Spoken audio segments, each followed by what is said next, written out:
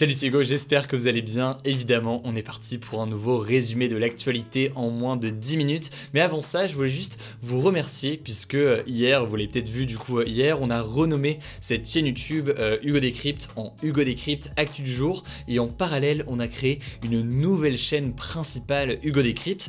Dessus, sur cette nouvelle chaîne, donc, on a posté notre première vidéo, une rencontre exclusive avec un ancien conseiller d'Obama et ancien directeur de la CIA, rien que ça. Il nous a donc raconté le raid contre Ben Laden et on en a fait donc un récit, une vidéo. La chaîne approche déjà des 100 000 abonnés, la vidéo en question approche des 200 000 vues, donc merci beaucoup du fond du cœur pour votre confiance. Si jamais vous n'êtes pas encore abonné à cette nouvelle chaîne principale et que vous n'avez pas encore vu non plus cette vidéo, je vous mets les liens évidemment en description et en commentaire épinglé. Donc voilà, ça fait super plaisir, encore merci pour vos retours et en tout cas ça ne change rien du coup au contenu qui se passe sur la chaîne que vous regardez actuellement, puisque sur la chaîne que vous regardez actuellement, on va continuer à faire ces résumés quotidiens de l'actualité chaque jour du lundi au vendredi. Et d'ailleurs, il y a des petites nouveautés qui vont venir dans les semaines qui viennent, vous allez le voir. Allez, on commence avec un premier sujet que je trouve super intéressant. On va parler de TikTok qui est en train de bouleverser littéralement l'industrie de la musique et on a des nouveaux éléments là-dessus pour comprendre concrètement comment ils font. Bon, sur TikTok, on peut faire des vidéos à partir de nos propres sons, mais souvent,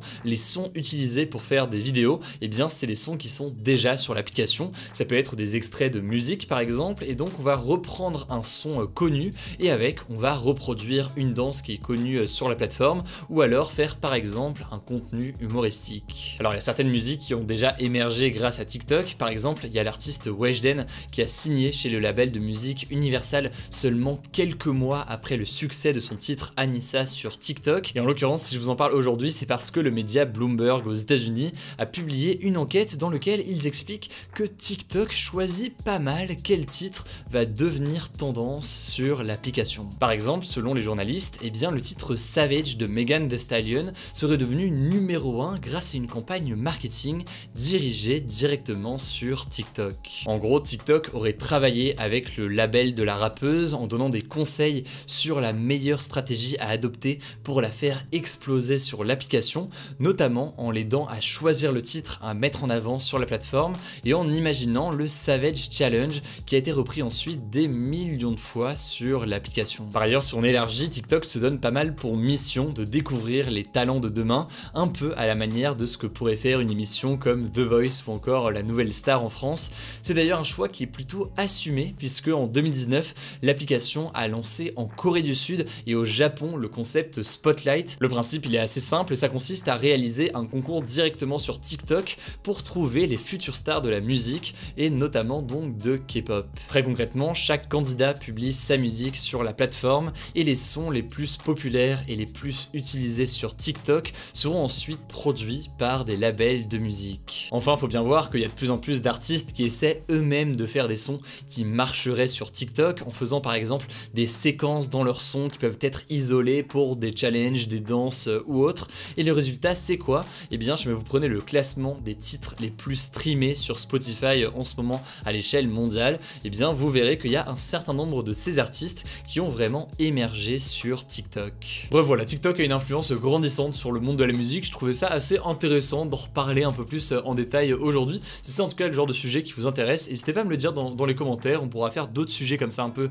d'analyse des réseaux sociaux dans les prochaines semaines. Allez, on continue avec un deuxième sujet, vous l'avez vu dans le titre, on va parler des personnes qui ont été vaccinées contre le coronavirus, mais qui peuvent potentiellement toujours être infectés. En effet, cette semaine en Guyane, donc un département d'outre-mer, 2 hommes qui étaient hospitalisés à cause d'une forme grave du coronavirus sont décédés alors qu'ils avaient été vaccinés quelques semaines avant avec le vaccin Pfizer. Autre cas assez similaire, il y a 2 semaines, une vingtaine de cas de coronavirus ont été détectés dans un EHPAD dans les Landes, dans le sud-ouest de la France, donc chez des résidents qui avaient pourtant eux aussi reçu les 2 doses du vaccin. Mais alors, comment est-ce que des personnes vaccinées peuvent être quand même contaminées? C'est un sujet qui est assez complexe, qui me paraît du coup important à clarifier aujourd'hui. Il y a en fait 4 raisons potentielles qui peuvent expliquer ces contaminations chez les vaccinés. La première raison, et c'est probablement la raison principale, il n'y a pas de risque zéro. Aucun vaccin contre le coronavirus n'est efficace à 100%. La plupart des vaccins ont en fait un taux d'efficacité de plus de 80%, donc ils réduisent de 80% le risque d'attraper une forme grave du virus, mais cela dit, le risque zéro donc n'existe pas. Deuxième raison, les vaccins protègent en fait surtout des formes graves de la maladie, mais il peut arriver dans certains cas que des personnes attrapent une forme plus légère et moins grave du virus, et ce donc malgré le fait qu'ils aient été vaccinés. La troisième raison, qui n'a rien à voir, c'est une question de timing. En gros, on peut tout à fait attraper le virus tant qu'on n'a pas reçu ces 2 doses de vaccin, parce que vous le savez, pour la plupart des vaccins en circulation aujourd'hui, il faut 2 doses de vaccin et pas seulement une dose. Et d'ailleurs, même après avoir reçu la 2e dose du vaccin, il faut attendre a priori 2 semaines pour que le vaccin soit complètement efficace. Donc dans certains cas, les patients peuvent avoir été contaminés avant que le vaccin devienne complètement efficace. Enfin, pour terminer, dernière raison, eh bien certains variants du virus semblent plus résistants au vaccin. Alors les scientifiques sont encore au début des études, mais par exemple le vaccin AstraZeneca serait moins efficace sur le variant sud-africain, un variant sud-africain qui représente au passage environ 10% des cas en Île-de-France. Bref, les vaccins contre le coronavirus protègent évidemment, au-delà de ça, ça permet de ralentir la propagation du virus, d'où d'ailleurs la réouverture des restaurants, des bars, etc.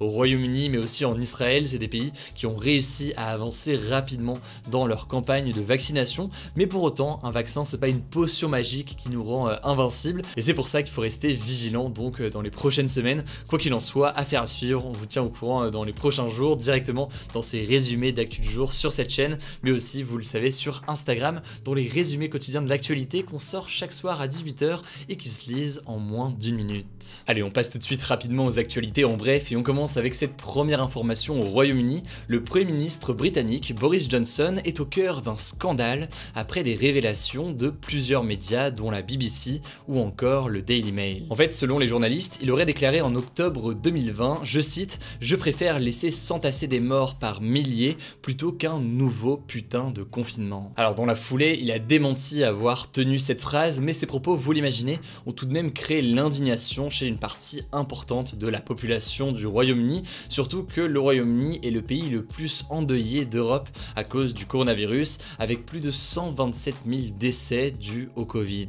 Par ailleurs, au-delà de cette affaire, viennent s'ajouter des affaires de copinage, des affaires de rénovation coûteuse au sein de la résidence du Premier ministre. Bref, il y a plusieurs affaires qui viennent un peu s'ajouter. Le Premier ministre Boris Johnson est donc dans la tourmente, certains réclament sa démission, affaire à suivre donc dans les prochains jours. Deuxième info qui n'a rien à voir, et ça se passe en France, plusieurs militaires français ont signé une tribune très polémique dans le magazine Valeurs Actuelles il y a quelques jours. En fait, ces militaires ou anciens militaires accusent les dirigeants politiques actuels d'être laxistes face, je cite, au chaos croissant qui frappe la société française, et leur demandent de réagir avant qu'une guerre civile n'éclate dans le pays. Alors dans la foulée de la diffusion de cette tribune par les militaires, eh bien la ministre des Armées Florence Parly a réagi et elle a demandé des sanctions contre les signataires car ils ont enfreint leur devoir de réserve. Là je vais pas rentrer dans les détails trop juridiques parce que c'est un sujet qui est vraiment pas évident, mais pour faire vraiment très simple, les militaires doivent en théorie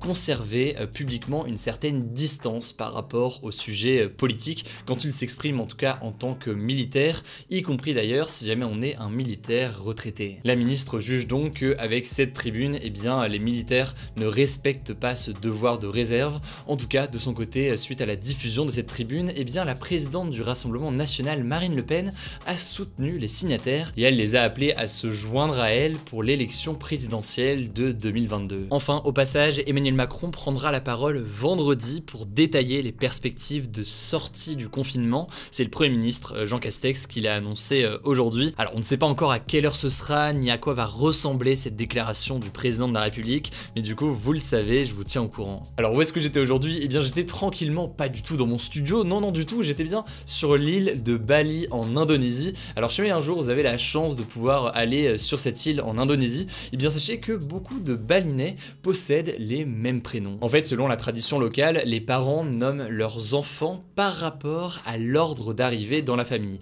Et donc en général, le premier enfant va souvent s'appeler Wayan, qui signifie donc aîné, le second va s'appeler Madé ou encore Cadet, qui veut dire milieu ou petit frère ou petite sœur, et enfin le troisième va par exemple s'appeler Nyoman ou Komang, et le quatrième Ketut. Donc il y a des prénoms comme ça selon l'ordre d'arrivée des enfants. Alors évidemment tout le monde ne respecte pas cette tradition, mais tout de même c'est assez intéressant de noter car à l'école on peut facilement avoir une dizaine de Wayans ensemble. Alors il n'y a pas de débat hier, et il n'y a pas de débat non plus les jours précédents, hein. C'était assez calme ces derniers jours, on va pas se mentir, mais le débat du jour c'est le suivant: trouvez-vous que TikTok est une bonne application?